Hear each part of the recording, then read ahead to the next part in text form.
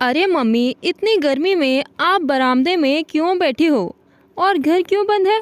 अच्छा, तो मेरी राह देख रही थी, पर इसके लिए घर के बाहर बैठने की क्या ज़रूरत है? अंदर ही बैठकर इंतज़ार कर लेती। अरे ये क्या, आपकी आंखों से तो आंसू टपक रहे हैं। इसका मतलब ज़रूर कुछ हुआ है। आप मेरे साथ अंदर चलिए, अभी बताती हूँ मैं सबको। मेरे रहते आपके साथ कौन गलत कर सकता है, मैं भी देखती हूँ। सिर्फ शादी हुई है मेरी, माँ बाप को नहीं छोड़ा है मैंने। भाभी, भाभी, कहाँ हो आप? इतना कहकर नीतू अपनी माँ रेखा देवी को लेकर घर के अंदर चली गई। तभी अंदर से नीतू की भाभी रेणु बड़बड़ाते हुए बाहर आई और झल्लाकर बोली, अरे कौन सा पहाड़ टूट गया? अब कौन आ गया परेशान करने? लो आ गई महारानी। ये बुढ़िया क्या कम थी जो ननंद भी आ टपकी। अरे इन बूढ़े बुढ़िया के अपने रहने का ठिकाना नहीं है, और हर 6 महीने में हालचाल के बहाने से बेटी पैर पसारने के लिए चली आती है। आइए ननंद रानी, आपकी ही कमी थी। और ये क्या, गुस्से से लाल पीली क्यों हो रही है? इस पर नीति बोली, ये क्या तमीज़ है भाभी मेरे माँ बाप से बात करने की? और भाभी, आप भूल रही हैं, ये सिर्फ मेरा मायका नहीं बल्कि मेरी जन्मभूमि भी है। आपका जितना अधिकार इस घर पर भाई का है, आपका है, मेरा भी उतना ही अधिकार है। फिर आपकी हिम्मत कैसे हुई मेरी माँ से इस तरह का व्यवहार करने की? अगर आपके माँ बाप के साथ ऐसा कोई व्यवहार करे तो आपको कैसा लगेगा? इस पर रेणु नीतू से इठलाते हुए बोली, हमने कौन सा इन्हें घर से बाहर निकाल दिया? बस इतना ही तो कहा था कि थोड़ी देर बाहर बैठी रहो, तब तक कमरे की साफ़ सफाई करती हूँ।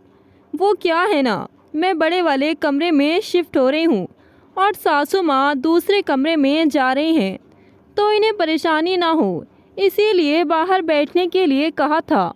इन्हें सांस फूलने की बीमारी है ना। भाभी, मैं सब समझती हूँ, मैं कोई दूध पीती बच्ची नहीं हूँ। आप बात को घुमाया मत कीजिए, मैं आपको अच्छे से जानती हूँ। रेखा देवी अपनी बेटी नीतू को समझाते हुए बोली, बेटी नीतू, क्यों बात का बतंगड़ बना रही हो? तुम तो चली जाओगी, बाद में हमें इनके साथ ही रहना है। क्यों मेरे लिए मायके से अपने रिश्ते खराब कर रही हो? इतना कहकर रेखा देवी फूट फूट कर रोने लगी। अब उनसे बर्दाश्त ना हुआ और उन्हें सारी बात अपनी बेटी नीतू को बताई। अभी 1 साल पहले ही अंकुल और रेणु की शादी हुई थी। 1 साल में ही ये सब कुछ हो चुका था। 1 साल में ही अंकुल को अपना कमरा छोटा लगने लगा और माँ बाप का कमरा बड़ा लगने लगा। रेखा देवी उस दिन को याद करने लगी जब अंकुल अपने कमरे से बाबूजी के पास घुमा फिरा कर बात करने के लिए आया था। बाबूजी, आपका कमरा इतना बड़ा है कि माँ से इतनी साफ़ सफाई भी नहीं हो पाती है। देखिए इस कमरे की हालत कितना गंदा हो गया है। वैसे भी आपके कमरे में बस एक पुराना सा संदूक और एक चारपाई पड़ी हुई है। आप इस उम्र में इतने बड़े कमरे का क्या करोगे? जबकि मेरा कमरा बहुत छोटा है और मेरी पत्नी रेणु के मायके से इतना सामान आया है कि उस कमरे में आ नहीं रहा है। आप बुरा ना माने तो मैं सोच रहा था क्यों ना हम कमरों की अदला बदली कर लें। और फिर बाबूजी, आप तो पंखे में सोते हैं, मैं इस कमरे में एसी लगाने की सोच रहा हूँ। श्यामा प्रसाद जी बोले, बेटा अंकुल, अभी अभी जब तुमने बात कही कि बेटी की शादी के बाद माँ बाप बदल जाते हैं, वो तो तुमने अभी खुद ही साबित कर दिया। जिस कमरे में तुम्हारी माँ इतने सालों से रह रही है, अचानक तुम्हारी शादी के बाद तुम्हें वो कमरा गंदा लगने लगा। आज तक तो तुमने इस कमरे के पंखे के लिए भी नहीं सोचा था, अब फालतू में एसी की ज़रूरत पड़ गई तुम्हें। रेखा देवी वहीं बैठी अपनी बेटी नीतू से बात कर रही होती है फ़ोन पर। उसकी बात को टालकर फिर फ़ोन रखकर वो बोली, आप भी ये कैसी बातें कर रहे हैं जी? हो सकता है उसे उस कमरे में दिक्कत हो। बेटा, तुम्हारे बाबूजी के कहने का वो मतलब नहीं था। ठीक है बेटा, मुझे कोई परेशानी दिक्कत नहीं है, मैं तुम्हारे कमरे में शिफ्ट हो जाऊंगी। वैसे भी एसी की हवा बुढ़ापे में हड्डी के लिए सही नहीं है। ऐसा करो, बहू को कहो अपना सारा सामान इसमें रखवा ले। अंकुल झल्लाकर बोलता है, माँ आप भी हद करती हो, वो अकेली ये सब कैसे कर पाएगी। मैं कल 2 मजदूर भेज दूंगा। पहले तो उस कमरे की रंगाई पुताई करवाऊंगा, साफ सफाई हो जाएगी, फिर मैं अपना सारा सामान इस कमरे में शिफ्ट कर लूँगा। समझने की कोशिश कीजिए, नई नई शादी हुई है मेरी, नई नई बीवी है, उसके लिए इतना करना तो बनता ही है। जब बाबूजी बुढ़ापे में भी आपके लिए इतना सोचते हैं, मैं अपनी पत्नी के लिए क्यों ना सोचूं, इतना भी क्यों ना करूं। तब तक आप दोनों स्टोर रूम में रह लीजिए, कम से कम 1 हफ्ते का समय तो लग ही जाएगा इस सब में। इतना कहकर अंकुल वहां से चला गया। श्यामा प्रसाद जी बोले, रेखा, जिस बेटे के तुम इतना प्यार कर रही हो, क्या समय पर वो तुम्हारे लिए कुछ करेगा? मुझे नहीं लगता। अपना कमरा उसे देकर तुमने ठीक नहीं किया। कहीं ये बात सच तो नहीं साबित हो जाएगी कि पत्नी के आते ही माँ बाप बेटे के लिए बोझ बन जाते हैं, क्योंकि आज पत्नी के लिए ये हमें हमारा कमरा खाली करने के लिए कह रहा है। ऐसा ना हो कि कल के दिन ससुराल वालों के लिए ये घर खाली करने को कहे। इसे हमसे ज़्यादा अपने ससुराल वालों की परवाह जो रहती है। देखती नहीं हो तुम उन लोगों से हर रोज़ बात करता है, पर अपनी बहन का हाल चाल तक नहीं पूछता। रेखा जी बोली, आप ये कैसी बातें कर रहे हैं? आगे की बातें आपको कैसे पता है भला?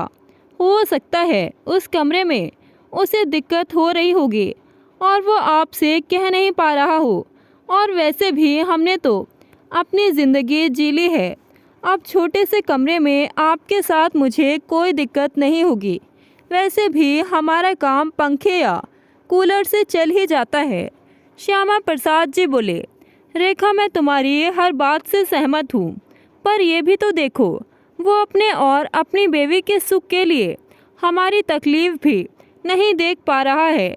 माँ की ममता अंधी होती है, ये बात तो सब जानते हैं, क्योंकि जिस बेटे के लिए माँ धूप छाँव सब बर्दाश्त करती रहती है, आज उसी माँ को वो पुराने कमरे में रहने को बोल गया और तुम कहती हो इसमें कोई दिक्कत नहीं है।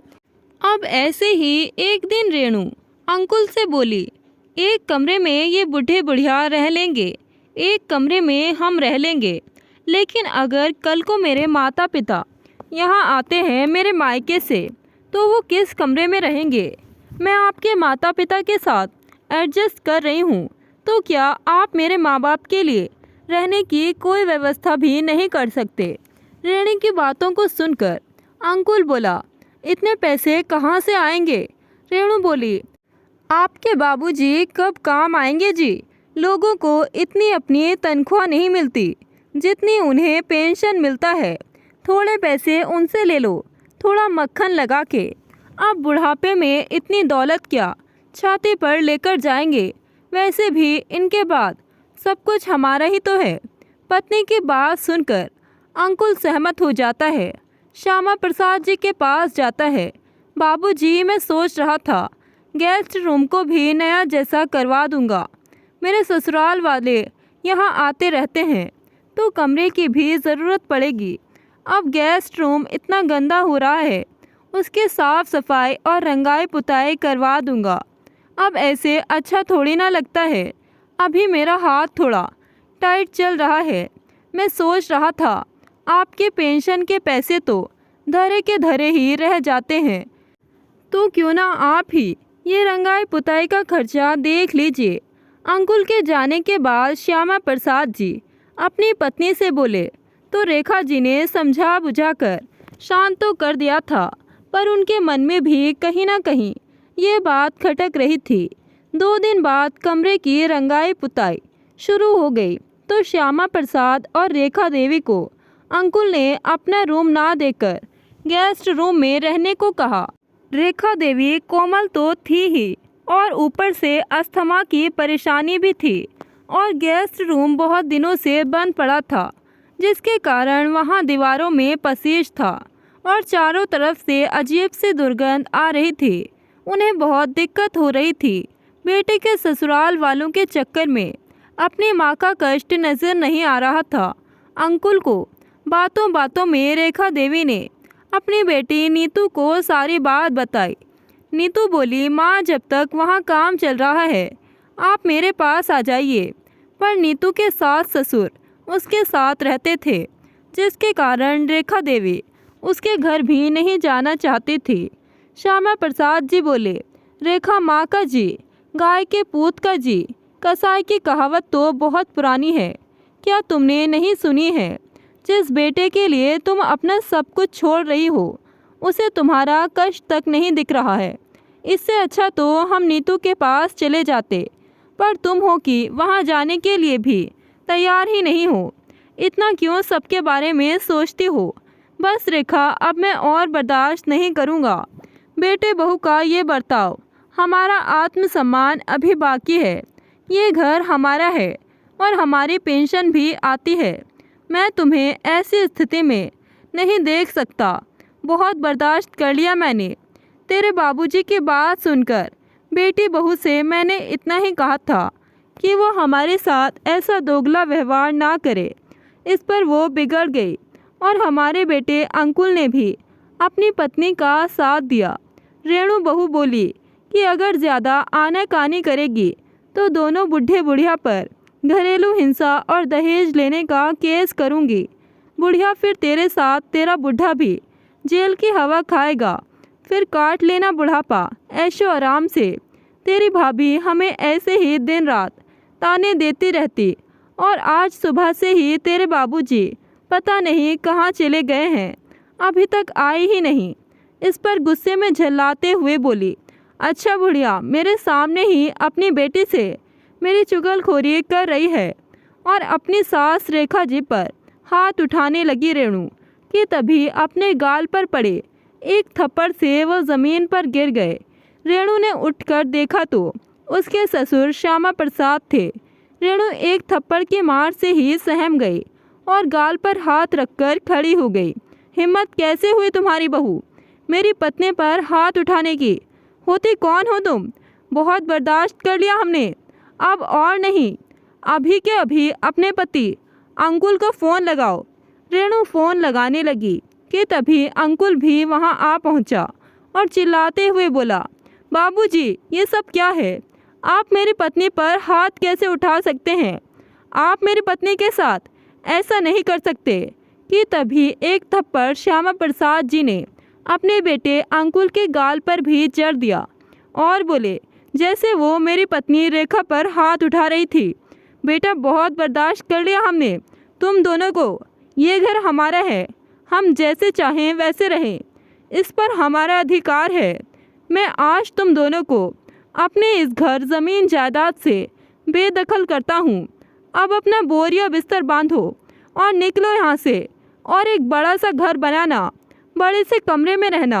अपने ससुराल वालों को भी अच्छे से साफ सुथरे कमरे में रखना। बाबूजी आप ये क्या कह रहे हैं? माँ बाप की जायदाद पर तो सिर्फ बेटे का अधिकार होता है। इस पर श्यामा प्रसाद जी बोले, गलत कहा बेटा तुमने। माँ बाप की जायदाद पर बेटा बेटी दोनों का अधिकार होता है, परंतु जो अपने माँ बाप को सम्मान दे, प्यार से रखे। परंतु तुमने ना तो हमें प्यार दिया ना ही सम्मान दिया, सिर्फ अपनी पत्नी के पल्लू से बंधे रहे और उसकी गुलामी करते रहे और उसकी ख्वाहिशें पूरी करते रहे। तुम्हें अपने माँ बाप का दुख ज़रा भी महसूस नहीं हुआ। हमेशा अपनी पत्नी का ही सुख देखा तुमने, इसलिए तुमने ये अधिकार खो दिया। यह सुन दोनों बेटे बहू रेखा देवी के पैरों में गिरकर गिड़गिड़ाने लगे। माँ बाबूजी से कहिए हमें घर से ना निकाले, हम कहाँ जाएंगे। परंतु आज रेखा जी का दिल पत्थर हो चुका था। वो अपने बेटे बहू के मुंह में नहीं पड़ी और अपने पति श्यामा प्रसाद जी का साथ दिया। श्यामा प्रसाद जी ने अपनी ज़मीन जायदाद अपनी बेटी नीतू के नाम कर दी। नीतू अपने ससुराल जा चुकी थी और वहां जाकर भी वो अपने माँ बाबूजी का हालचाल फ़ोन पर पूछ लेती और महीने में 1-2 बार उनसे मिलने भी आ जाती थी। श्यामा प्रसाद जी की जो पेंशन आती थी उससे वो अपने घर का खर्च चला रहे थे और काम के लिए उन्होंने एक मेड रख ली थी। अंकुल और रेणु दोनों पति पत्नी मुंह लटकाकर घर से चले गए और दर दर भटकने लगे। अब दोनों परेशान रहने लगे और थक हार कर अंकुल अपने ससुराल जाकर रहने लगा।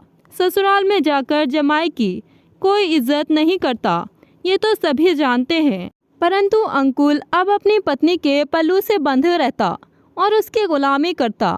दोनों ज़्यादातर परेशान ही रहते और आपस में लड़ते झगड़ते रहते थे।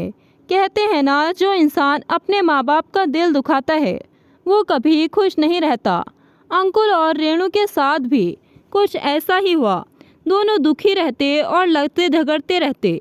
दोस्तों, अपने माँ बाप को सम्मान दे, उनके आत्मसम्मान को ठेस ना पहुँचाए।